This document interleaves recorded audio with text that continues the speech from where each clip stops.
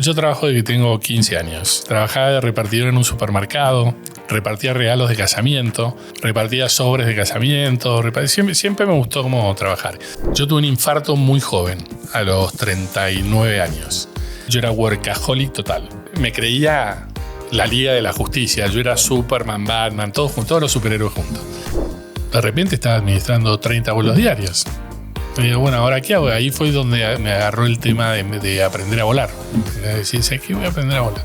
Sí, vuelo en la línea. Hoy a la mañana volé. Hoy hice un Osorno y de vuelta.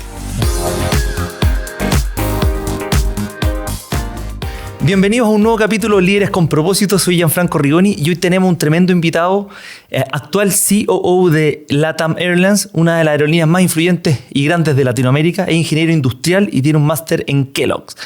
Antes trabajó en el Citi, en McKinsey, en Chicago y cuenta con una destacada trayectoria en la industria aérea, más de 20 años, liderando operaciones complejas y equipos de miles de personas en distintos países. En este capítulo hablaremos sobre los grandes desafíos de la aviación, de la resiliencia de la industria, sobre todo en la época de la pandemia, la importancia de la innovación, la sostenibilidad y, por supuesto, el liderazgo, cómo motivar, inspirar y alinear equipos en un entorno dinámico y exigente. Bienvenido, Hernán Passmann. Muchas gracias por estar acá. Gianfranco, muchísimas gracias por la invitación. Feliz de estar acá con vos. Hernán, a mí siempre me gusta partir por la familia. Cuéntame un poco de tu familia. Familia, casado hace 30 años, 26 años. Con Maxine, mi mujer, también es argentina. Y tenemos 3 chicos. El más grande, un varón de 22. Gringo, nació en Estados Unidos. Cuando estábamos allá. Después tengo una mujer, Delfina, de 19, chilena. Nació cuando estábamos acá. La primera vuelta, porque estuvimos 2 veces en Chile. Y después tengo a Nicolás, varón de 16 años, argentino. O sea, tenemos todos los pasaportes. Mira, en los mundiales ahí... todos súper argentinos. Sí, los criamos, son de todos lados, pero la verdad que los criamos súper argentinos. O sea, felices con el Le preguntás a ellos de dónde son y el gringo no te dice que es gringo. Te dice que es argentino. La chilena te dice que es argentina. Sí. ¿Y de dónde eres? ¿De Buenos Aires? De Buenos Aires. Mi mamá es cordobesa, entonces pasé como hasta los 20 años, pasaba 2 meses y medio todos los veranos en Córdoba, pero sí, soy porteño de Buenos Aires, nacido y criado en Buenos Aires, y con alguna influencia, que te digo, provinciana por el lado de mi madre, pero sí, porteño. ¿Y estudiaste ahí? ¿Por qué estudiaste ingeniería civil? Industrial. Sí, como industrial, la civil. Sí. Siempre había tenido facilidad para los números. En ese momento tampoco teníamos tantas opciones. Cuando en la época mía, yo tengo 53 años, era que estaba como determinado un poquito que tenías que estudiar. ¿Entendés? Si no eras un vago, si no era... Hoy existen alternativas que además antes no existían. Y eras abogado, médico, ingeniero, administrador, alguna de las opciones. En la forma en cómo nos criaron, digamos, ¿no? Porque mucha creencia limitante, etcétera. Pero bueno, estudiar estas carreras, sino qué vas a hacer tú en la vida. Y era como, si querés ser exitoso y definirme éxito, ¿entendés? Tenías que estudiar alguna de esas carreras. Yo tenía facilidad para los números, dije, bueno, ¿qué carrera tiene buena salida laboral y tiene más números? Y era ingeniería. Dije, bueno, me meto a esa. A mí me pasó lo mismo, Así fue la después decisión. uno partía con alfa, beta, gamma. ¿Dónde están los números? Sí. Tal cual. Y ahí, bueno, estudiaste en Argentina. Sí, estudié en Argentina. ¿Y después cuando terminaste qué? Cuando terminé, bueno, empecé a trabajar, empecé como mi vida laboral. Ya en el último año, yo trabajo desde que tengo 15 años. ¿Y en qué trabajabas? Trabajaba de repartidor, era como el Rappi de los años. Trabajaba de repartidor en un supermercado, repartía regalos de casamiento. En ese momento, vos no hacías una lista de casamiento en Falabella y te quedaba como todo el crédito, sino te llegaban los regalos físicamente a tu casa. Te compraban la jarra, claro, sí, pues, después... y había alguien que te llevaba la jarra o los cubiertos o lo que fuese. Yo repartía esos regalos. Repartía sobres de casamiento. Siempre me gustó cómo trabajar. Y en la época de la facultad di clases particulares. Mi vieja es física. Y entonces formó como una academia de clases particulares de matemática, física y química. Y yo, estudiando ingeniería, daba clases también en mi época universitaria. ¿Y qué te motivó a trabajar? Porque no todo el mundo trabaja desde los 15. ¿Te lo inculcó tu familia o fue una inquietud Sí, tuya? era un poco eso y también que no nos sobra. Vos te dabas cuenta que por ahí los veranos eran como relativamente, íbamos 15 días a la playa, pero no era que te sobraba, sí. ¿Entendés? Entonces, y sí era como una cultura, en mi casa se respiraba un poquito como una cultura del esfuerzo, no. ¿Entendés? De que tenés que esforzarte, de que te lo tenés que ganar, y a mí me divertía lo mismo también. Entonces, y era entre mis amigos, yo tendría 16, 17 años, el que más lucas tenía, ¿entendés? Porque no todos trabajaban, sí. Entonces yo andaba con lucas propias, me creía un crack, ¿entendés? Y eran unas luquitas, no era mucho, obviamente, pero sí podías hacer programas por ahí, ¿entendés? Que si no, otro no podía hacer o lo que fuese. Entonces siempre me gustó como ser un poquito más independiente. Es importante eso porque te ayuda a valorar el trabajo desde chico. Sí, total. Sí, que al final las cosas cuestan, hay que trabajar para lograr, sí. Para lograr. Y entonces ahí trabajaste. Mis hijos me quieren matar, pero yo le digo, yo empecé con la típica. Papá, ya sabemos que empezaste a los 15. Y después de la universidad, ¿cuál fue tu primer trabajo? Universidad, entré en el último año mío, entré en Motorola, vendía pagers, en ese momento no existían los celulares, estamos hablando de hace mucho, mucho tiempo, y existían estos que te mandaban mensajes, los beeper que te mandaban un mensaje, sí. Para llamar un número o algo, que en general eran para los médicos. Sí. Y empecé con eso, tuve como un año trabajando con ellos, después me fui a Telefónica de Argentina, que también era telecomunicaciones. De vuelta, en ese momento teléfono fijo, bla, bla, etcétera. Y después terminé en Telefónica de Argentina. Yo trabajé en un área que era como de nuevos negocios. Evaluábamos compañías, hacíamos como evaluaciones para ver cómo expandíamos Telefónica en el resto de la región. Y ahí trabajé con un private equity, porque de Telefónica era Telefónica de España, los accionistas y un private equity del Citi. Que eran 50 y 50 dueños de Telefónica. Y me tocó trabajar con ellos en un proyecto y terminé después trabajando con ellos. Y después de ahí me fui a hacer el MBA a Estados Unidos. Estando trabajando con ellos, me fui a hacer el MBA a Estados Unidos. ¿Y ahí qué te motivó a ir a Estados Unidos? ¿Lo tenías siempre en la cabeza? Sí, siempre lo tuve en la cabeza.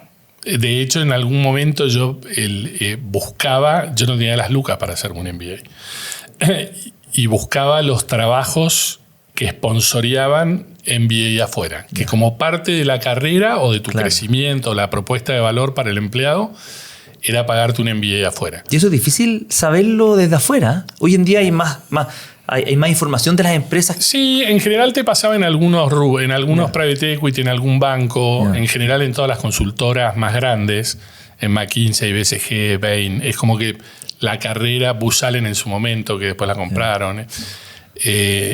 Esos en general eran trabajos que vos sabías que te iban a sponsorear un MBA. Entonces empecé a buscar en eso. Concentrado en me tengo que ir a estudiar afuera. ¿Y te fuiste casado a estudiar afuera?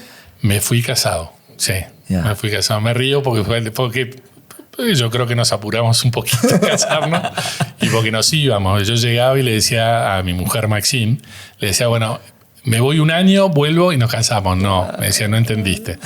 La primera opción era, nos vamos juntos de novio. No, ¿cómo se te ocurre? Bueno, me voy un año, vuelvo. No entendiste. O nos casamos o cortamos y cuando vuelva después vemos. Y arrugué. ¿Y cuántos años tenías ahí? 27. Ya tampoco era tan joven. Bueno, para esa época. Era 27, éramos muy chiquitos. 27 y 25. No, fue fantástico, lo pasamos fantástico, pero los dos mirando hacia atrás hubiésemos elegido conocernos más tarde, casarnos más tarde, ¿entendés? Pero ¿qué tal la experiencia en espectacular. Muy, muy buena, muy buena. Más que desde el punto de vista académico, a nosotros, los latinos, lo que nos pasa, o lo que nos pasaba, era que estudiábamos estas carreras más, o más numéricas, más como de negocios, si querés. Mientras que en Estados Unidos, por ahí en Europa, ya tenían estas otras opciones que hoy era, no sé, estudiar historia de Roma del siglo tanto al siglo tanto, ¿entendés? Bachelor of Arts, y después se tiraban a hacer otra cosa y hacían un MBA. Entonces, académicamente yo creo que a ellos les aportaba mucho más. Nosotros repetíamos como algunas materias, finanzas, cosas. Después tenía marketing, que yo de marketing no tenía ni idea, y que es lo que es muy reconocido por el marketing, es espectacular. Pero académicamente aprendías muchas cosas, pero no te pegas un salto gigantesco. lo que te daba el MBA haciéndolo afuera, o en mi caso, lo que yo más disfruté fue conocer gente de todas partes del mundo con diferentes culturas, con diferentes pensamientos, o sea, claro, era una maravilla, ¿entendés? Tenía 120 países diferentes, todos estudiando en el mismo lugar, conocías muchísima gente, te hacías amigo de muchísima gente. Esa diversidad y el hecho de volver a ser estudiante después de haber trabajado. Sí. Cuando ya trabajaste y de repente tu única responsabilidad es estudiar y que te vaya bien, es maravilloso. Sí. Es como una gran vacación, si querés. Sí. Estudiamos muchísimo, eso da lo mismo, pero la responsabilidad era como muy baja y estábamos casados, solteros, sin chicos, ¿entendés? No. Sueño del pibe. Sí, tal cual, sí. Y ahí, increíble. ¿Y cuánto tiempo trabajaste antes de ir al MBA? ¿Cuántos años? Como unos 5 años, más o menos. Sí. Sí. Pues yo cuando hice el mío, también tenía como 5 años, pero yo noté que me debería haber trabajado más. Más todavía. Puede ser. Sí. Porque de repente, porque uno cada vez que va viendo distintas materias, chuta, esto lo podría haber aplicado aquí y allá. De repente yo creo que, pero después más adelante, como ya con niños y todo, cada vez así más complicado. Sí. Había varios de los chilenos tenían hijos, habían ido con ellos y se casaban más jóvenes todavía que nosotros, pero que me hice varios buenos amigos chilenos también allá. En el MBA. Y allá nació... Allá nació Santos, pero nació después de... Yo me quedé en Estados Unidos. A mí lo que me pasó fue el private equity, tuve mucha suerte. El private equity que me estaba sponsoreando, yo tenía que volver. O sea, para no tener que pagar el MBA, tenía que volver a trabajar con ellos. Y era como por un mínimo de 2-3 años. En el momento en que yo estaba estudiando allá afuera, nos compra un private equity gringo. Hicks & Muse se llama. Sigue existiendo y es gigantesco. Pero nos echan a todos, echan a todo el management y se quedan con los activos. Entonces me llaman, me dicen, tengo una buena o una mala. Entonces la mala es que te estamos echando, te quedaste sin trabajo. La buena es que no nos tenés que devolver la plata. Entonces, como parte de tu indemnización, que era muchísimo más de lo que me correspondía como indemnización, me dijeron, tenés que salir a buscar trabajo porque acá ya no podés volver. ¿Y eso te lo avisaron en qué momento del máster? ¿En qué momento? Antes de terminar el primer año. Ya. O sea, fue como a los 6 meses de haberme ido. Ya. No, pero tuve tiempo de buscar trabajo. Fue como justo, ¿no? Fue, no fue 2 días antes de terminar, que ya todos tenían trabajo y yo no tenía. O sea, inclusive el timing tuve mucha suerte. ¿Y allá te pusiste a buscar o allá me puse a buscar? Que tenías del sitio? No, allá me puse a buscar. Los MBAs en las universidades grandes, las compañías van a hacer recruiting directamente al MBA y van a buscar los MBAs. Está súper bien organizado, es como muy profesional, organizado, te preparan para las entrevistas, es como la preparación para las entrevistas, es casi una materia más. Tipo outsourcing, sí. Digo, el outplacement. Tal cual, efectivamente. Y te preparan para los casos de la consultora. Yo en ese momento decía, bueno, o me voy a una consultora o me voy muy probablemente a investment banking.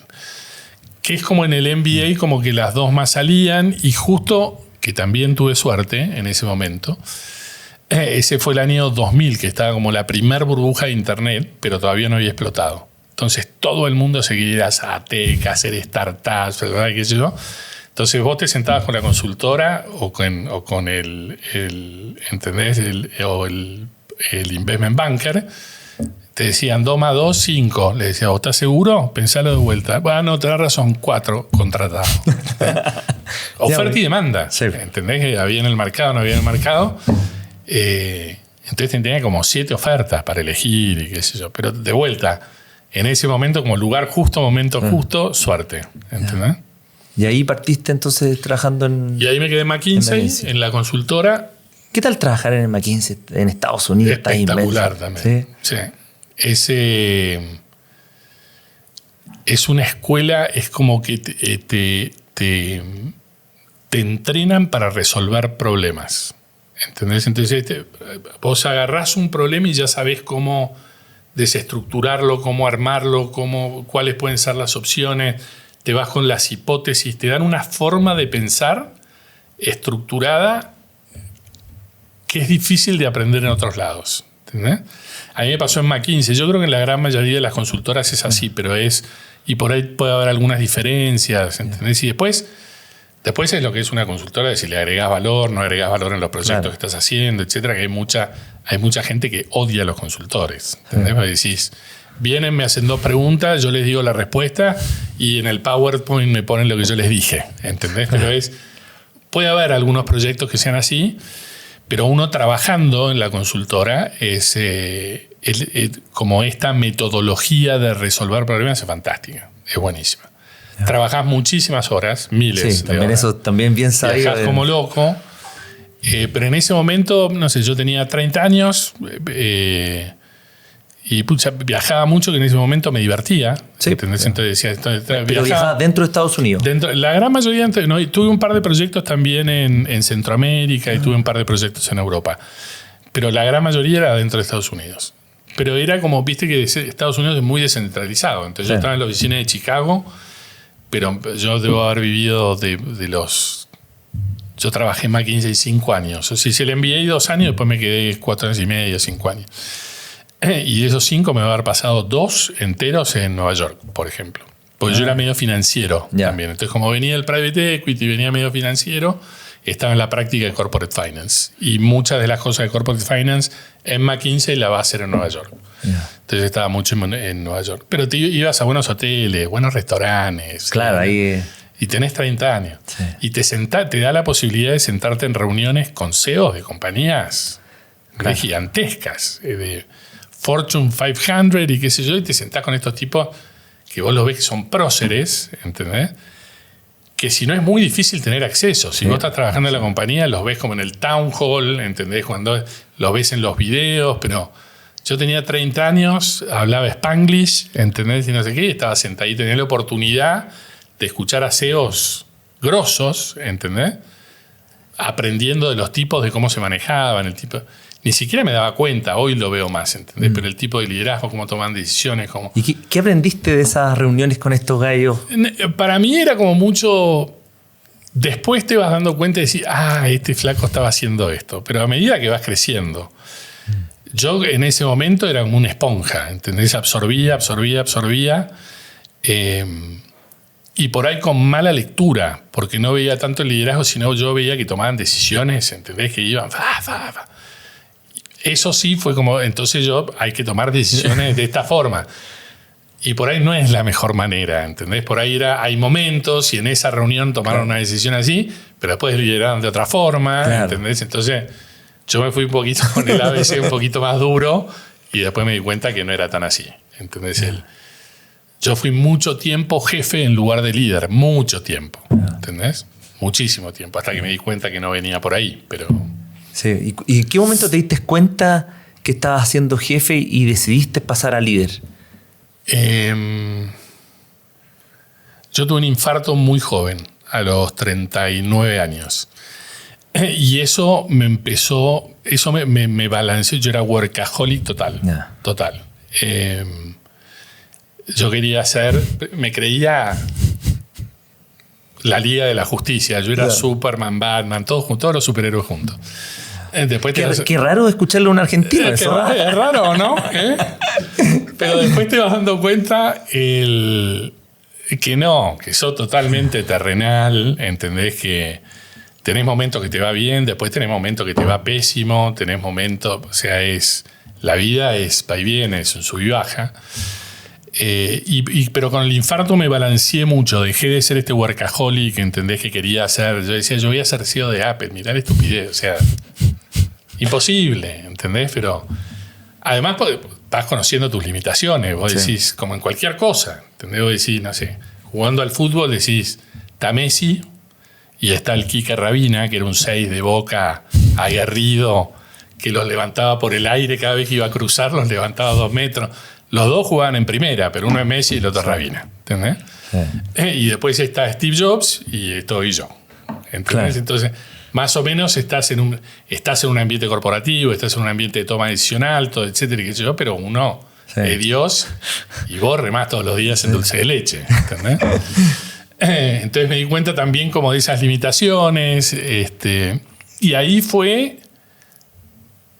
tuve como un proceso en convertirme también un poquito como mucho más humano. Entonces me empezaron a pasar las habilidades blandas mucho más importantes.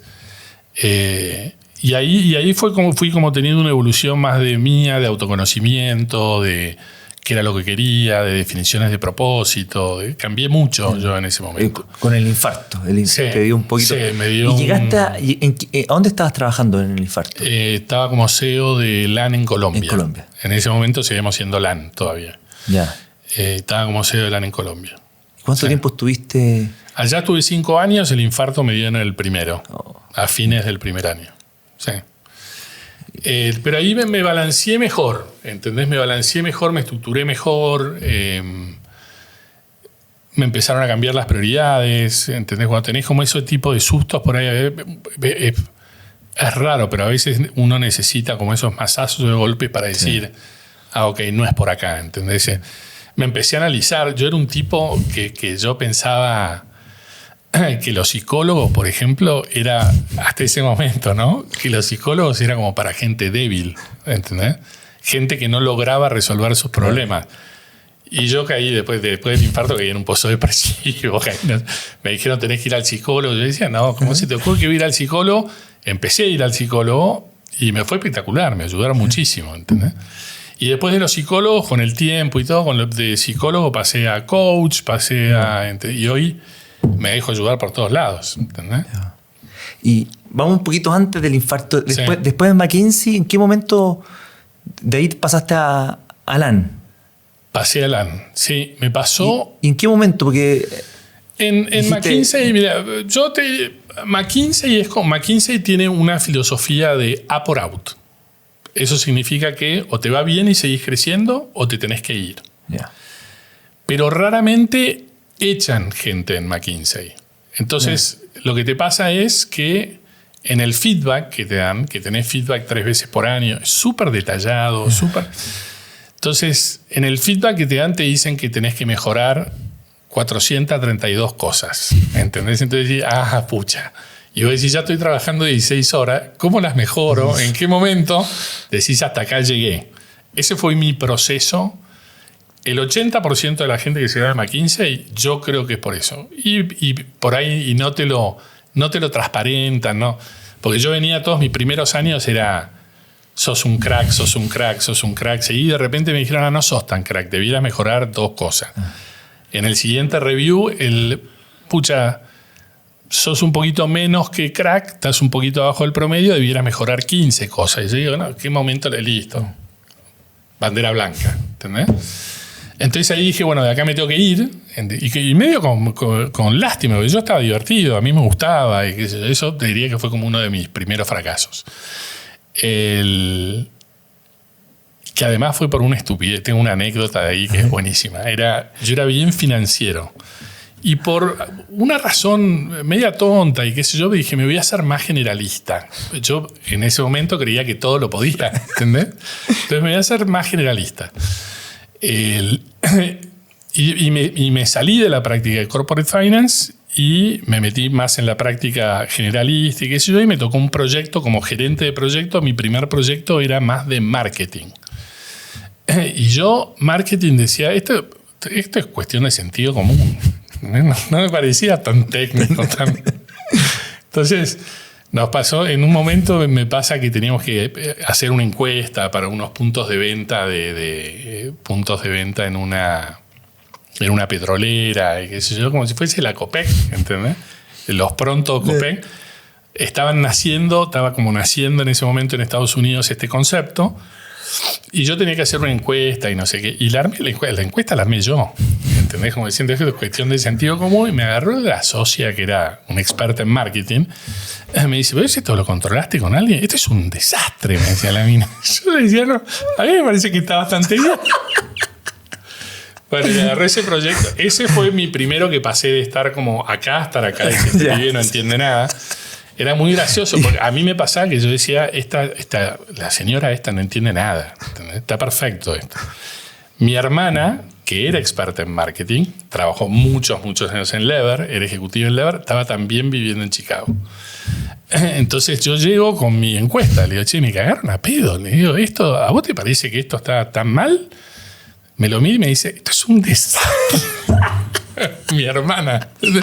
Bueno, ¿cómo te ayudo? Laburando a las 2 de la mañana con ella, a ver, ¿entendés? Ay, te pidió arreglarlo, oye, Claro, obvio, sí.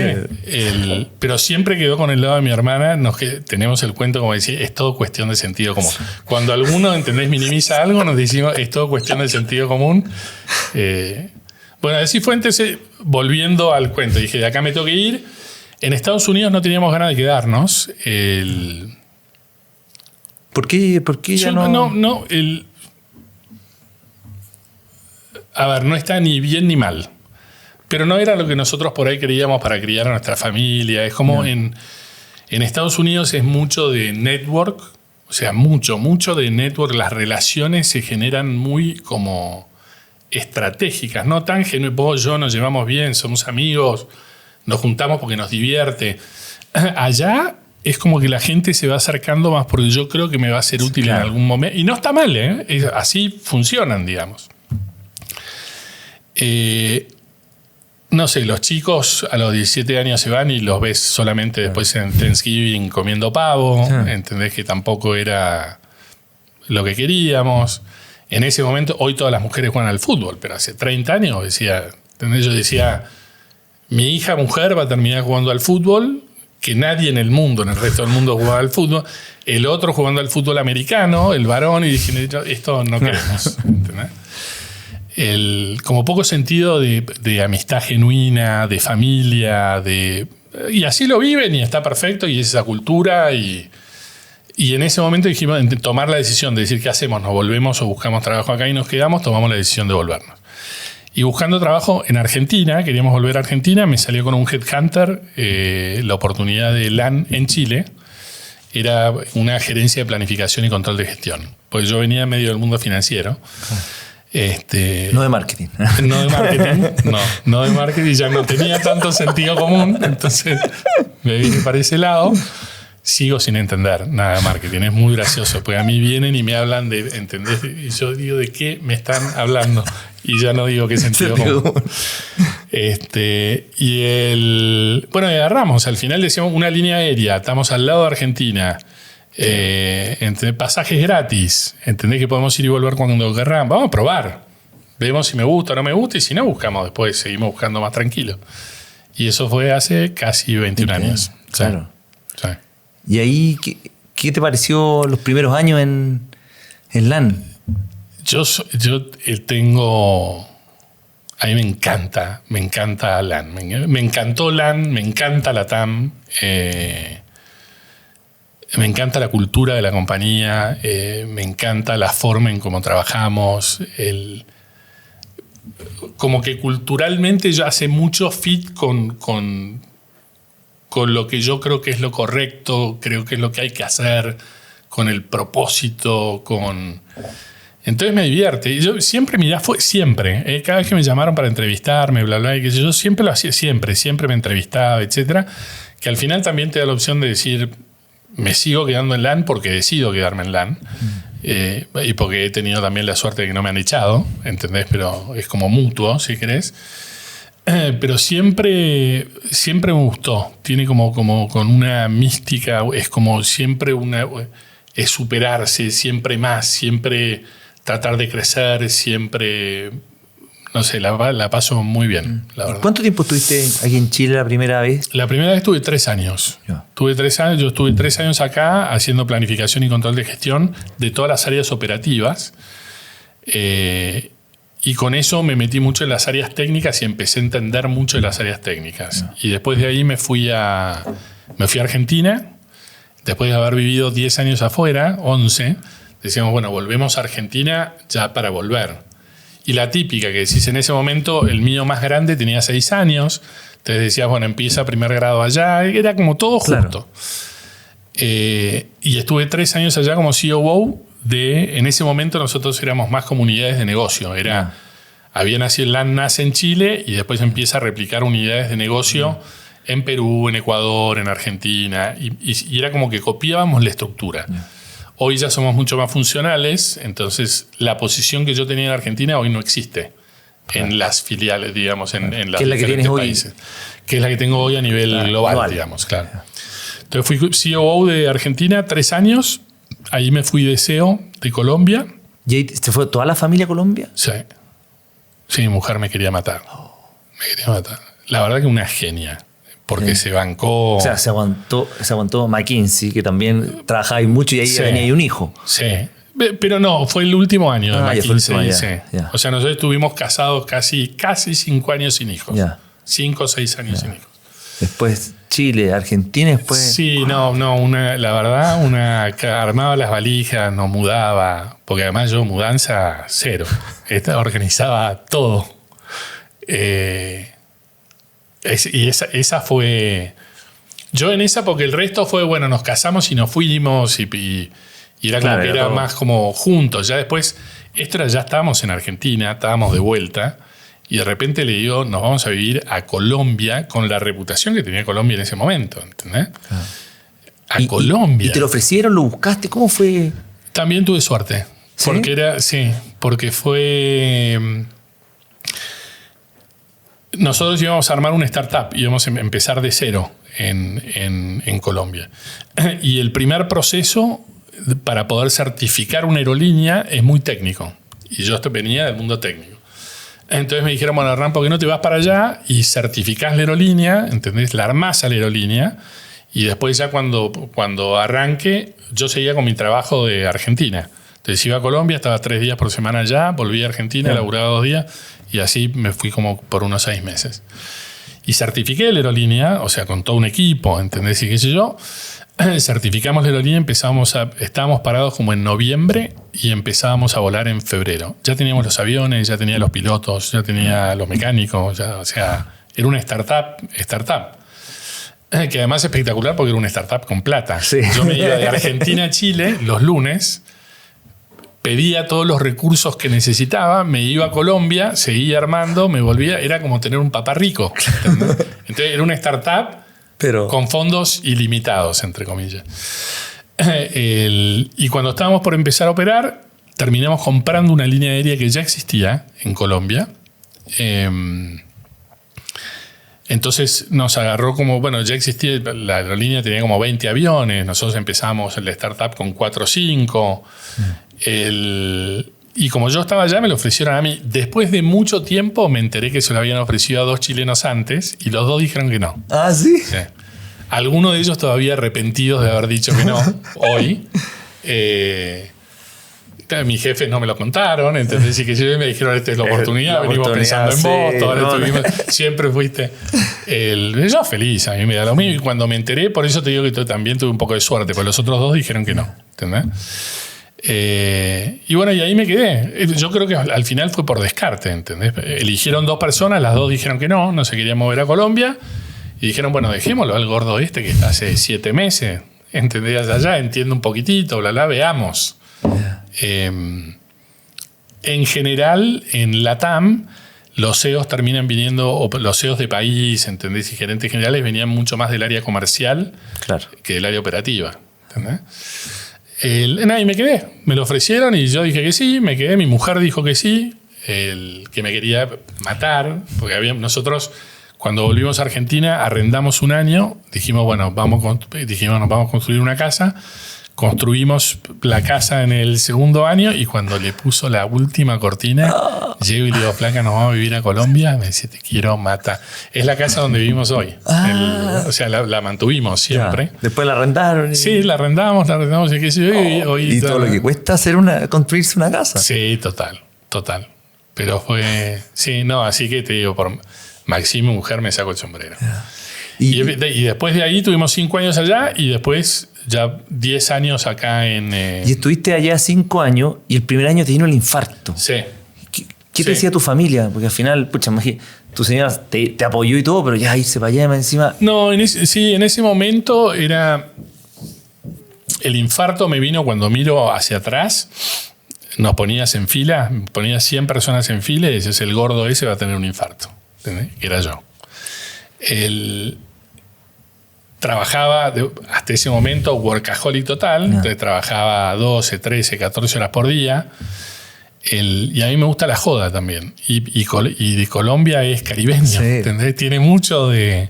Entonces trabajaba muchas horas, por ahí salíamos a la noche, tomaba algo, fumaba 2 paquetes de cigarrillos por día, pesaba 15 kilos más que ahora.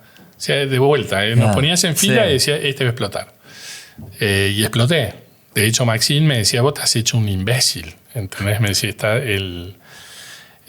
me decía, no te reconozco porque salía, yo me creía la panacea total. No, olvídate. Era un crack total.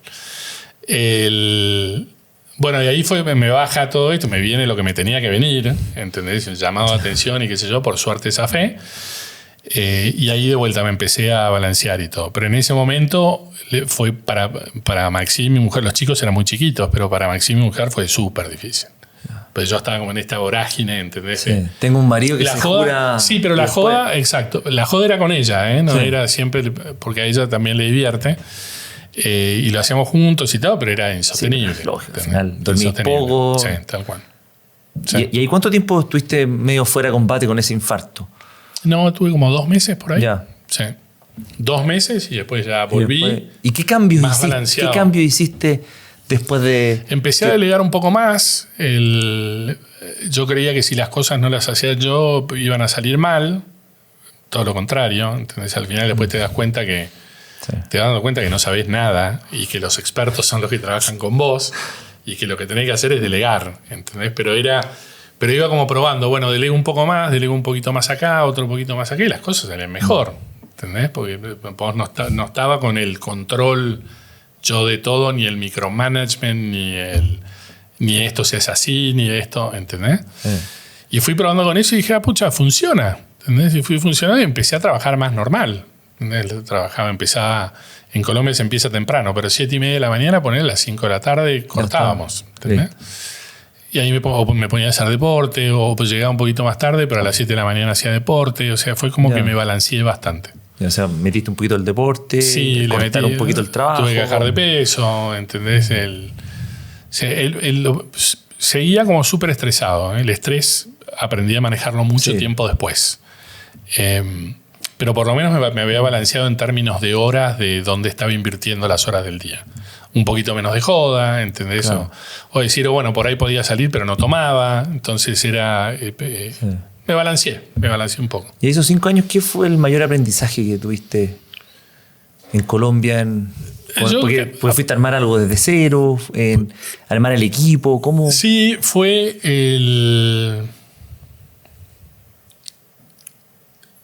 primero, como tener sentir que tenés la responsabilidad de toda la compañía. Al final sos dueño del P&L, sos dueño, ¿entendés? Es como sos el líder que está manejando esa compañía. Entonces, obviamente tenés una responsabilidad que se siente y que pesa, más allá de ser parte de, ¿entendés? De un grupo de compañías, etcétera. Pero vos tenés que responder por esa compañía y tenés que liderarla y tenés que... Entonces, ahí fue cuando empecé, si querés, un poco más a pasar de jefe a liderar un poquitito mejor. Pero fueron como los comienzos. Ahí me empezaron a caer fichas, como diciendo, esto es más así, esto otro es más así, ¿entendés? Viene por este lado, que antes no las veía. Entonces yo creo que fue un poquito como esa transformación. Y después en la práctica fue también el tema de que cambiamos de marca, lo convertimos, la compañía que compramos se llamaba Aires, entonces pasamos de Aires a cambiarle de marca y pasar a ser LAN, todo en un año, ¿entendés? Entonces era ejecución. Y después cambiamos a la TAM. Sí. ¿Qué tal fue esa fusión? ¿Cómo fue vivirla adentro? Porque cada fusión... La fusión con TAM. Con TAM, la fusión con TAM, que esa... La fusión con TAM yo la viví mucho menos porque yo estaba en Colombia. Yeah. Entonces fue... Y TAM no tenía operaciones en Colombia. Tenía por ahí un vuelo diario, ¿entendés? Entonces era, para mí, yo la vi de espectador a la fusión. Y volví ya, cuando nosotros nos fusionamos en el 2000... Sí, en el 2010. 2010. ¿No? 2010. Sí, 2010. Y yo volví a Chile en el 2015. Entonces ya habían pasado 5 años de fusión. Entonces yo la vi como de costado. ¿Entendés? Ahora... Porque mezclar cultura, software, todo. O sea, es un cacho. O sea, es un cacho. Las fusiones al final... Yo creo que lo más complejo es la cultura, porque el software es software. Es decir, ¿sabes qué? Decidamos uno y otro, y después sí es el tema de software como era antes. Sí. Entonces la migración, que además la migración te llevaba 2 años y medio, tardabas 50% más de lo que habías dicho que ibas a tardar, te gastabas el doble. ¿Entendés? Hoy el tema tecnológico cambió, pero en ese momento era, te embarcabas en un proyecto y hasta que no terminaba, que además no había quedado con las especificaciones que tenía, que además... Pero bueno, era la forma en cómo funcionaba en ese momento. Pero terminaba siendo un proyecto. El tema de personas es lo complejo. Sí. ¿Entendés? El tema de... Si bien en Latinoamérica somos todos muy parecidos, cuando empezás a hacer doble clic, somos también bien diferentes. ¿Entendés? Entre el argentino, el chileno, el brasilero, el peruano, el colombiano. Y fusionar culturas es difícil. La verdad que es difícil. Yo creo que de los desafíos para mí más grandes es cuando vos funcionás compañías, inclusive cuando funcionás compañías del mismo país, ¿entendés? Es un temón, sí. Es un temón. Sobre todo que de repente hay también la tensión en la organización porque tienes duplicidad de cargos, chuta, quién se queda, quién se va, en distintas cosas. No, olvidate. No, sí. Sí. Y ahí pasaron... También tuvieron el tema, el Chapter 11. ¿Cómo fue ese...? Eso fue la tortura más grande que viví, y yo creo que vivimos muchos en todos los años de la TAM. Porque a vos te pasa también que si vos decís, si soy yo el que hace cagadas, ok, está bien, me hago responsable. Es como, ¿entendés? Estoy metido en este barro, en este pantano, pero porque yo tomé malas decisiones. Y a lo largo del tiempo a mí me ha pasado, ¿entendés? Que tenía momentos que me fue muy bien en el trabajo y tenía momentos que me fue mal, pero momentos que me iba mal porque fueron por decisiones mías. Entonces te haces account. Es un tema más tuyo, pero cuando te cae esto decís, es como un castigo de Dios, ¿entendés? Que decís de repente pandemia, teníamos todos los aviones en tierra, ¿entendés? No volábamos, nosotros tenemos 1.800 vuelos diarios, 1.700 vuelos diarios. En ese momento volábamos vuelos de repatriación nomás, 30 por día. ¿Entendés? El problema era dónde estacionamos los aviones. Mirá el problema que teníamos. Todos los aviones en tierra decían, ¿dónde los vamos a dejar? Claro, esa cantidad de aviones. 340 aviones, ¿y dónde los dejo? Y además todo el mundo estaba igual. Entonces todo el mundo te tenía que dejar los aviones en tierra. Y lo más duro de todo, bueno, yo creo que para los accionistas perdieron todo. O sea, entras en Chapter 11 y cuando entras en Chapter 11 existe un proceso en donde al final el accionista es el último. Viene el empleado, vienen los proveedores, vienen los financieros, los bancos, etcétera, y después los accionistas si es que queda algo. Y ellos perdieron, o sea, el board de la TAM tomó una decisión de filear Chapter 11 sabiendo que como accionista perdían todo. O sea, yo creo que para ellos debe haber sido la decisión más difícil de la historia. Pero una decisión que por ahí si no tomabas, porque veníamos quemando caja todos los días, la TAM hubiese desaparecido. Entonces de esa forma nos pudimos reestructurar. O sea, nos entró plata fresca, digamos, para poder reestructurarnos. Pero los que más sufrieron fueron ellos y después todos los empleados. La pasamos pésimo. Yo tuve la suerte de no tener que salir, pero nosotros en ese momento nos ajustamos por ahí un 35%. O sea, tuvimos que sacar al 35% de la gente en un momento donde había una incertidumbre infinita. Sí. Nadie contrataba, te estabas quedando en la calle sin perspectiva. No, sí, durísimo. Y también la misma gente que se despedía no era por un tema de mal trabajo de ellos. Entonces no, también para nada. Una cadena que cuando te viene una cosa tenés por ahí un 2-3% que decís, uy, viene al menos mal, ¿sabes qué? Sí. Chau, te fuiste. Pero después todo el resto era gente que vos querías que se quedara, gente buena, ¿entendés? Gente buena, que trabaja bien, súper comprometida y todo, y le tenías que decir, nos tenemos que ir. Esa parte fue súper dura. ¿Y cómo se organizaron en este momento comité de crisis? ¿Cómo vieron? Estábamos totalmente en crisis y sabíamos como muy bien qué era lo que tenía que hacer cada uno como de nosotros los vicepresidentes, ¿no? Obviamente primero era cuidar la caja. O sea, muchachos, no podemos gastar nada. Entonces, lo primero era la caja. Pero después toda la parte del ajuste que hacíamos con lo que yo particularmente tenía como una línea trazada como bastante clara de qué era lo que tenía que hacer. Y a partir de ahí fue como unos 6 meses, ponele, hasta que decís, bueno, ok, estamos más o menos parados. Después ya empezamos ahí a pensar en cómo nos preparábamos para el ramp-up y la recuperación también, ¿entendés? Pero yo debo haber tenido por ahí 1 mes, 2 meses, cuando habíamos terminado como la parte de la reestructuración dura de ejecución, de mi parte, Sí. porque nosotros seguíamos, toda la compañía seguía en reestructuración. De repente estaba administrando 30 vuelos diarios. Y digo, bueno, ¿ahora qué hago? Ahí fue donde me agarró el tema de aprender a volar. De decir, ¿sabes qué? Voy a aprender a volar. Ah, y ahí empezaste Sí. a tomar clases. Sí, dije, voy a aprender a volar. Sí. ¿Y ahora has volado? Sí, ¿Has volado comercial? Sí, vuelo en la línea. Vuelo. O sea, uno puede estar ahí, de repente lo saluda al capitán, Hernán Pazman. Te toca. Hoy a la mañana volé, hoy hice un ¿sí? Osorno y de vuelta. Mira. Y después yo tengo mi familia viviendo en Buenos Aires. Sí, hace 2 años. En tu casa que te... en aquella casa que habíamos abandonado como hace 15 años. Esto que te decía que mis hijos los creamos argentinos y todo, es porque el más grande, cuando termina el colegio acá en Chile, dice, me voy a hacer la facultad argentina. Bueno, dale, perfecto. El tipo gringo y con pasaporte europeo. O sea, podría haber estudiado donde quería. Estaba en Chile, gringo, pasaporte europeo. Dice, yo me voy a estudiar a Argentina. Y se fue. Y estuvo 1 año estudiando solo allá y al año viene Maxine y me dice, ¿sabes qué? No aguanto más. Parte que nos habíamos ido de Estados Unidos para volver a Latinoamérica era no separarnos cuando estos cumplan 17 años. Yo le decía, flaca, ya vivió 1 año solo. No va a volver a vivir con nosotros, ¿entendés? Bueno, no sé, preguntémosle, qué sé yo. Y yo tratando de convencerla, porque además yo justo estaba haciendo el curso del piloto, entonces decía, pucha, si me vuelvo no lo voy a poder terminar, ¿entendés? No sé qué, cosas en la cabeza. Entonces la trataba de convencer de que no era un buen momento para volvernos todavía. Y llegó como a los 3 días, me dijo, no entendiste nada, nos vamos tal día. Segunda que te la haces. Sí, no, total, sí, es asertiva. Es asertiva, sí. Y yo digo, todo de ahí decís ya, sí, obvio. ¿Qué?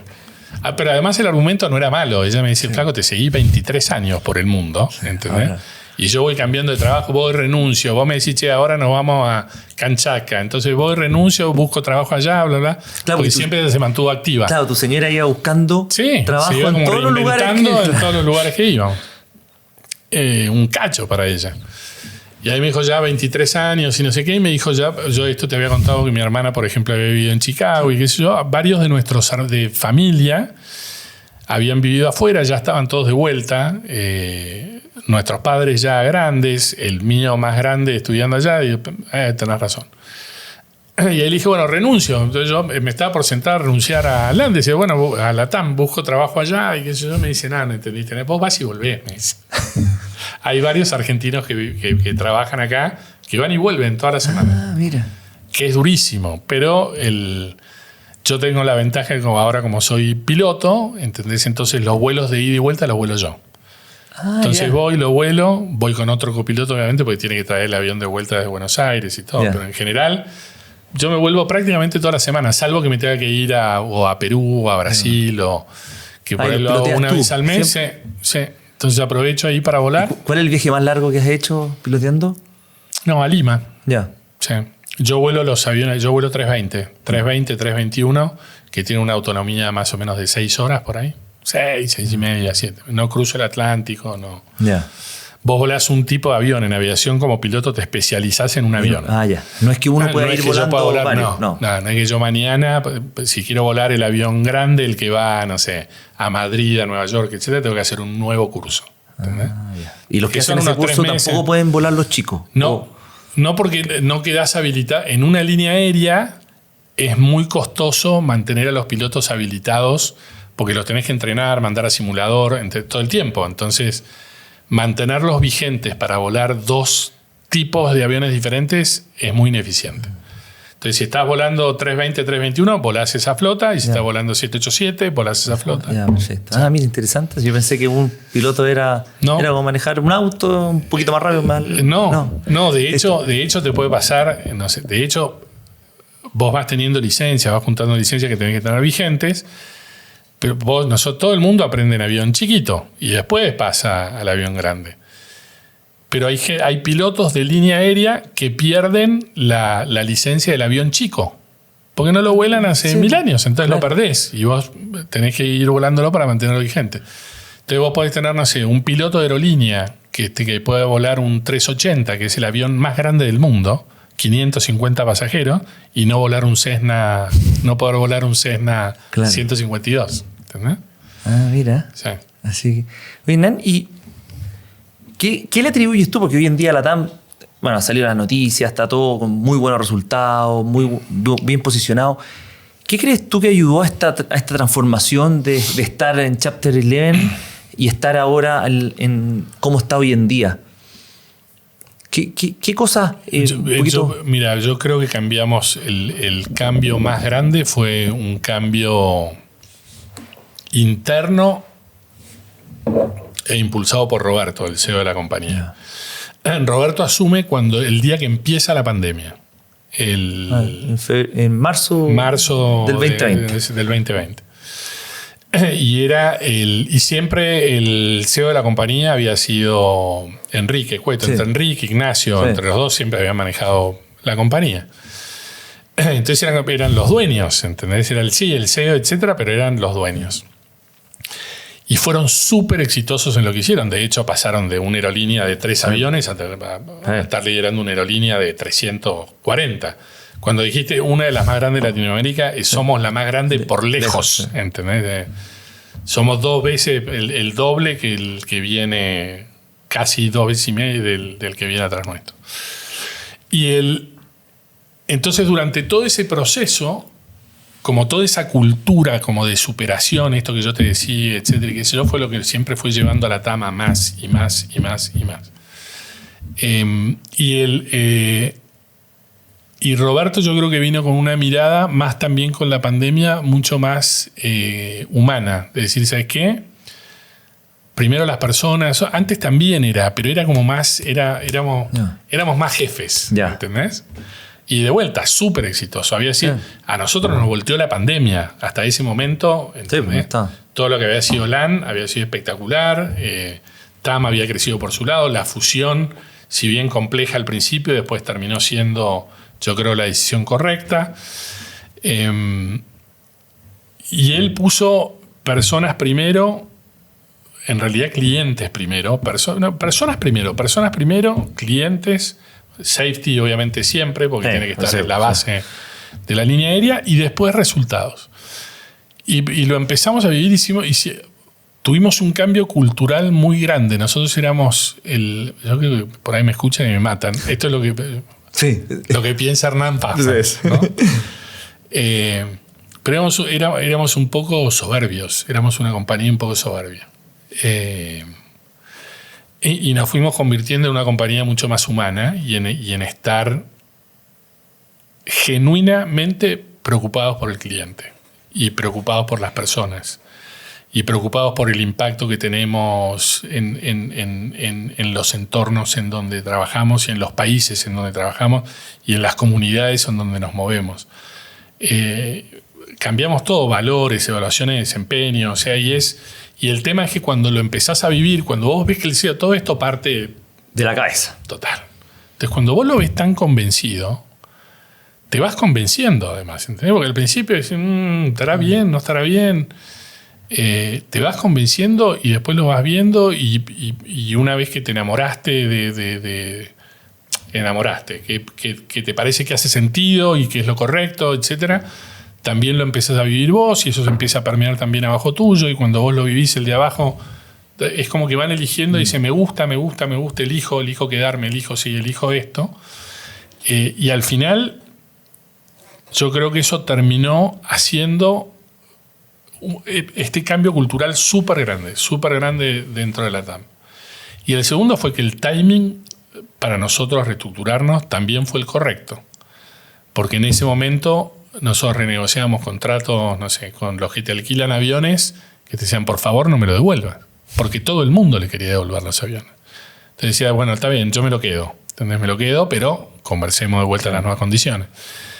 Entonces el timing de cuando nosotros entramos en Chapter 11 también fue correcto. Entonces hizo que nosotros saliéramos reestructurados siendo una compañía infinitamente más eficiente de lo que éramos antes del Chapter 11, que nos iba bien, pero salimos fit, ¿entendés? De la reestructuración. Entonces, eso yo creo que fueron las dos cosas que nos ayudaron. Mira, importante. ¿Y qué cosas concretas ves tú ahora, después de todo este tiempo, que este cambio cultural de poner primero a las personas, a los clientes, lo viste más reflejado? Es que hoy lo vemos en todos los indicadores. Es impresionante, pero lo ves en el NPS. ¿Qué es el NPS? El NPS es el Net Promoter Score. Es que yo te pregunto a vos, ¿volaste en LATAM? Y vos decís, ¿recomendás volar en LATAM o no? Simple. Ya. Si te contestan 9-10 es promoter, si te contestan 8-7 es como indiferente, si es para abajo son detractores. Nosotros hoy tenemos el Net Promoter Score, el más alto que tenemos en la historia de LATAM, LAN, TAM, ¿entendés? La DECO. La DECO, ¿entendés? Tenemos muy buena performance operacional también. Hicimos como una reestructuración en su momento ya también hace varios años, una reestructuración operacional bastante grande en donde de los últimos 6-7 años fuimos los más puntuales del mundo durante 4. O sea, los más puntuales del mundo durante 4 seguidos y quedamos top 3 en los otros 3 años. Entonces eso se te va reflejando. El tema es que somos también tantas... Vos ves quejas que te pones en LinkedIn y todo de la tal... ¿Cuánto eran 1.700 vuelos al día? 1.700 vuelos al día. Nosotros movemos 80 millones de pasajeros por año. Entonces vos afectás por ahí, no sé, tenemos un índice de afectación que es bajo para la industria, 1.5 de los vuelos, pero ese 1.5 de los vuelos son 500.000 personas. Claro. ¿Entendés? Que es un montón. Entonces, cuando decís, estás afectando a 500.000 personas, las 500.000 te quieren matar, ¿entendés? Sí. Pero el resto le va bien y nosotros tenemos que mejorar mucho todavía en el manejo de la contingencia, etcétera. Estamos avanzando, estamos usando tecnología, estamos como obsesivos por el tema del cliente. Pero al final cuando trabajás, bueno, entonces este Net Promoter Score es lo mejor que tenemos hoy, ¿entendés? La puntualidad, las más altas que hemos tenido en los últimos años, los resultados, los mejores resultados financieros que hemos tenido en los últimos años. Mirás el balance y decís el mejor ratio que tenemos, ¿entendés? Entre deuda activo, deuda EBITDA que habíamos tenido en los últimos años. Entonces es como que se van dando, la compañía entró como en un círculo virtuoso, ¿entendés? Y eso hace que generes más caja, eso hace que puedas invertir más en tecnología, eso puede generar más en innovación, y estamos invirtiendo mucho en el cliente. Entonces estamos haciendo, no sé, cambiando todas las cabinas de los 787-8, entonces vos te vas a subir un avión que tiene por ahí 12, 13 años, entras y vas a sentir que es nuevo, ¿entendés? Yeah. Nuevo, perfecto, las cabinas es impecable. Le estamos poniendo Wi-Fi a toda la flota, le estamos poniendo ahora Wi-Fi en los aviones chicos, ya está en toda la flota, en los aviones más grandes. Estamos empezando ahora con todo el proceso de instalar de Wi-Fi, que by the way yo lo odio. Es buenísimo, sí, pero yo era mi momento de desconexión. Sí. Es como que perdí mi momento de desconexión que era el avión, sí. ¿Entendés? Pero hoy tenés que tener sí o sí, Wi-Fi es básico, ¿entendés? En los aviones. Entonces vamos invirtiendo mucho en el cliente, en nuestro programa de viajero frecuente, en la forma en cómo califican, entonces... es como que este círculo virtuoso por ahora se va dando y está funcionando y medimos, por ejemplo, el EBCHAI, que es una medida como no el marco, sino como el que se mide de la satisfacción de los empleados. Hay unas encuestas de satisfacción de los empleados que también las medimos y qué sé yo, y estamos también en nuestro récord histórico, entonces... Es como que la gente internamente está contenta, eso hace que trabajen mejor, eso hace que sean mucho más empáticos con los clientes, eso hace que estemos todos motivados para ir, ¿entendés? La mayoría estemos motivados para ir, porque siempre hay gente, obviamente, que le cuesta un poco más. Pero es como que está funcionando, ¿entendés? Volvimos a tener orgullo por estar en esta compañía. Cuando estábamos en el Chapter 11 andábamos pateando la perra, era... Sí. No, el ambiente ha sido, pero... durísimo. ¿Qué hiciste ahí como líder? Pues ya habías pasado a ser un líder del jefe. Total. ¿Qué hiciste como para contener a la gente en crisis? Porque eso es sumamente importante. Porque... Escuché, me transformé en ni siquiera en un chico escuchaba, y por ahí después cuando terminé de escucharte te da un abrazo. Vamos que se puede, ¿entendés? Vas a salir, no te preocupes, va a estar bien, sin tener idea.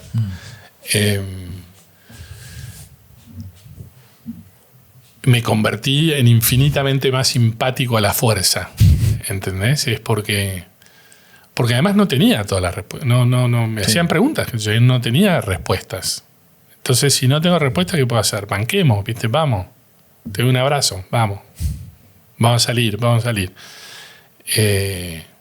Escuché mucho y empaticé mucho. Cada uno somos... Sí, no lo sabemos, pero todo el mundo tiene sus karmas, todo el mundo tiene sus despelotes, y vos no sabés. Y por dentro las personas pueden estar pasando un calvario, ¿entendés? Familiar o lo que sea, interno y qué sé yo, y trabajando no sabés. Sí.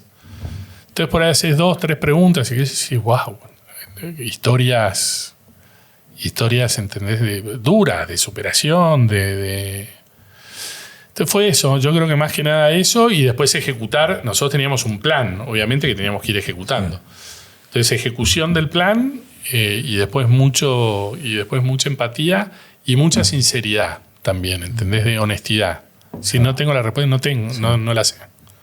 No te puedo contestar porque no sé. A ver, ¿qué creo? Creo lo que estoy mirando, estas podrían ser las opciones, estos son, pero no. Pero la verdad que no tengo la respuesta. Pero vamos, tiene que ser, ¿entendés? Vamos a ir por acá. Entonces un poco de eso, te diría. Increíble todo lo que vivimos en la pandemia, ¿no? Encerrados, estar con mascarillas. Tremendo. Y después de un momento a otro como que desapareció, como que es loco. Loco. Increíblemente... La verdad que fue una locura. Uno mira para atrás también y decís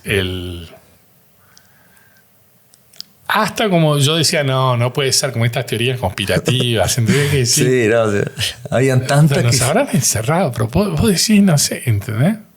Habrá sido que nos metieron miedo. Después yo digo, no puede ser, no puede haber tanta mala persona, ¿entendés? Que decís que lo haga intencionalmente, porque fue jodido para todo el mundo. Para todo, sí. Entonces decís, pues bueno, por ahí nos equivocamos, no se manejó bien, se manejó súper bien el tema de las vacunas, el tema de... pero, qué sé yo, no sé. Sí, raro. Rarísimo. Oye, Nan, ojalá que no pase de vuelta. No, ojalá. Bueno. Te quería preguntar ¿qué cambios ves tú porque te ha tocado liderar, ahora estás CEO de LATAM a nivel como corporativo o global, en el manejar equipos, porque eso es uno de los grandes desafíos que tenemos los líderes, cómo manejar equipo. Entonces te quería preguntar qué cosas te han servido a ti para poder manejar gente que en esta segunda etapa de tu vida, cuando ya pasaste a ser líder, te ha ayudado mucho. Primero, yo creo que son como un par de conceptos que fui como juntando, ¿entendés? Que decía, bueno, che, esto funciona mejor de lo que estaba antes. Y primero yo hice todo un ejercicio de autoconocimiento personal súper importante. Me hice 32 estudios de mi estilo de liderazgo, de cómo soy, Hoy yo me considero que me conozco bastante bien. De fortalezas, de debilidades, de cómo reacciono, de cómo manejaba mis emociones. Agarré todo. Divertido, porque literalmente me debe haber hecho, 12, 13, y aparece uno nuevo y me vuelvo a hacer otro a ver si me aparece algo nuevo, no sé. Qué importante conocerse. Infinito. Yo creo que es la base, el conocerte es la base de poder crecer. ¿Entendés? Porque empezás a conocer tus limitaciones, empezás a conocer tus fortalezas, empezás a conocer en qué sos bueno, empezás a conocer en cómo reaccionás, empezás a conocer cómo las emociones te van agarrando y cómo reaccionás ante ciertas emociones, entonces podés tomar la decisión de reaccionar, de no reaccionar. O sea, es impresionante. A mí me ayudó muchísimo, y en eso me ayudó, por ejemplo, a leer mucho más a los miembros de mis equipos. A mí me pasa el concepto de tratar a los demás como te gustaría que te traten a vos, ¿no? ¿Entendés? Si vos decís, pero eso no es empático, ¿entendés? Porque como me gustaría que me traten a mí, es como bastante egoísta. Es como me gustaría que me traten a mí versus al otro. ¿Por qué no lo tratás mejor como le gustaría que lo traten a él? ¿Entendés? O a vos sos miembro de mi equipo. Entonces yo asumo que a vos te gustaría que yo te trate como a mí me gustaría que me traten. Por ahí nada que ver. Somos diferentes, ¿entendés? Pensamos diferente, reaccionamos diferente, tenemos diferentes características. Claro. Entonces todo este conocimiento me ayudó mucho para empezar como a leer. A mí uno de los que más me gusta es el tema de los colores. El DISC. Del DISC, ¿entendés? Sí. Y cómo va a reaccionar. Y cuando lo empezás a aplicar, empezás por uno mismo, pero cuando lo empezás a aplicar, vos te sentás con otra persona, 10, 15 minutos ya empezás a pensar como más en colores. Decís, este es rojo. Este es rojo. ¿O no? Sí. ¿Entendés? Vos lo hiciste también. Entonces te pasa, lo empezás a pensar así, entonces, como ya entendés, ya sabés un poco más cómo le gustaría que lo traten a esa persona. Entonces yo, mis 1 a 1 con todos mis reportes son súper diferentes, ¿entendés? El que es más sensible, empiezo hablando de la familia, bla, bla, charlamos, ¿entendés? Yo antes entraba, era tarea. Entonces, y al final te vas sintiendo más cómodo, ¿entendés? Y no es que estás ni manipulando ni nada, es uno hacer un pequeño esfuerzo, ¿entendés? Decir, bueno, acá tengo que entrar con más paciencia, pero no es igual a mí. Hay un libro de los colores que se llama, no el DISC, pero Surrounded by Idiots. ¿Entendés? Que uno piensa, cuando la gente no piensa como uno, es decir, este es un idiota, ¿entendés? No entiende nada. Y es todo lo contrario al final, ¿entendés? Es la diversidad, la apertura que podés tener de escuchar diferentes opiniones. Entonces busco un poco de diversidad entre los miembros del equipo, trato de buscar diversidad. De hecho, todo este análisis se lo hice a todo mi equipo y ellos se lo hicieron a los de ellos. Entonces, me ajusto mucho a los estilos que ellos tienen. Somos súper transparentes. O sea, para mí yo los invito a que tengan una como obligación de disentir. Que eso te pasa mucho en el argentino. 2 minutos y dicen, no, estás haciendo todo mal. Déjame que te explique. El agrandado, ¿viste? Bla, bla, y qué sé yo. En Chile es diferente, la cultura chilena es un poquito más vertical, es como que, bueno, el jefe, si lo dijo el jefe hay que hacerlo. Y yo a mi equipo lo invito a decirle, tenés todo lo contrario, o sea, no tiene nada que ver, yo, digamos, estoy parado acá y tengo que tomar la última decisión, pero si ustedes me ven que yo me estoy equivocando, me lo tienen que decir, porque si no nos va mal a todos. Sí. O sea, me va mal a mí, les va mal a ustedes, les va mal. Entonces, los obligo a que si creen, ¿entendés? Que sean súper honestos, si creen que me estoy equivocando, que me lo digan. Y yo voy escuchando. Escucho. Después tengo que tomar una decisión y digo, bueno, nos vamos por acá, ¿entendés? Pero no es personal, pero me lleno de información. Antes yo llegaba y decía, es A y es A, ¿entendés? De las comidas que habías tenido con los CEO que tomaban las decisiones así. Y vos venías, ¿entendés? Venías vos, Gianfranco, y me decías, no, pero Hernán, y yo, no, ¿entendés? Vamos para allá. ¿Estamos todos claros? ¿Y qué te van a decir? Lo voy a decir, estamos todos claros, dale, ¿entendés? Hoy es, de estilos de liderazgos, mi estilo natural es como yo soy bien rojo y también soy amarillo, entonces tengo como estas dos cosas, pero soy como bien determinado, vamos.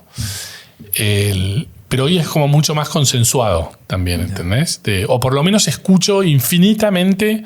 Yo debo escuchar, no sé, 200% más de lo que escuchaba antes. Todavía me falta seguir escuchando. Tengo que aprender a escuchar mucho más todavía. Pero sí, hoy escucho mucho. Entonces, yo creo que en mi equipo se ha generado como también una relación de confianza en donde nos podemos decir las cosas y no hay... por pensar diferente, yo te premio por pensar diferente. Me parece que es me estás desafiando, ¿entendés? Che, ¿por qué no lo pensamos de esta manera? ¿Por qué no lo hacemos de esta manera? Y te dejan pensando, decís, puta, ¿tendrás razón? ¿No tendrás razón?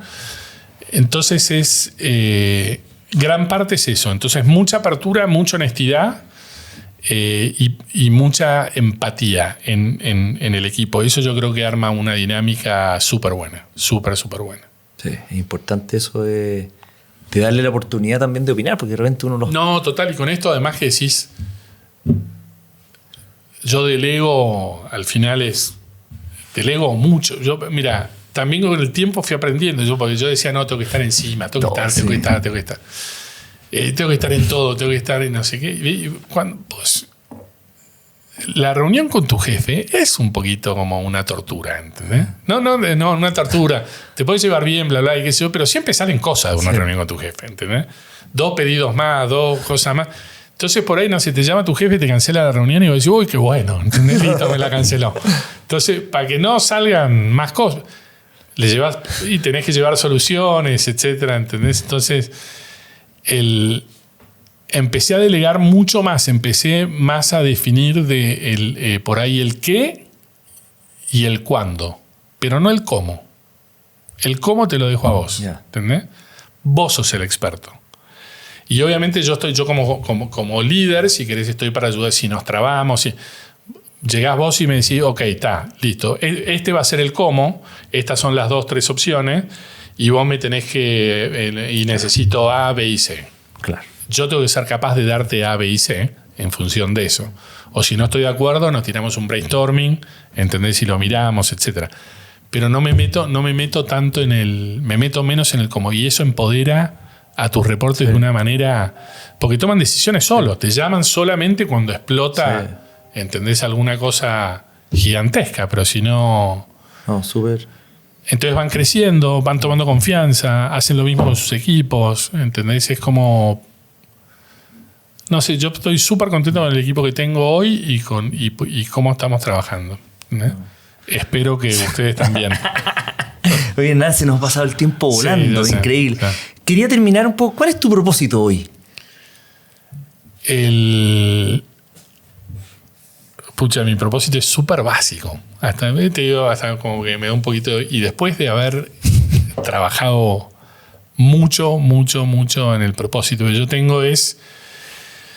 A mí se me fue todo esto de vuelta, entre el infarto, esto que fui entendiendo, yo creo un poquito más las cosas, ¿entendés? De esta definición de vivir la vida por diseño, de mucho de lo que habla la Ale en el libro, ¿entendés? Mi propósito básicamente es que con cualquier persona que yo interactúe, esa persona salga con más energía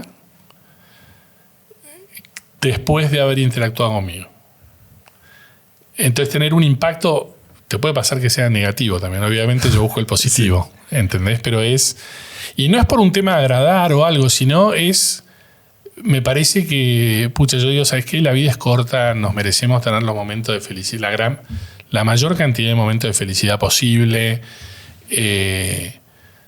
tener una conversación, no sé, como la que estamos teniendo hoy, y de vuelta, y no es por agradar, no es porque miles de veces tenés conversaciones que son difíciles. Sí.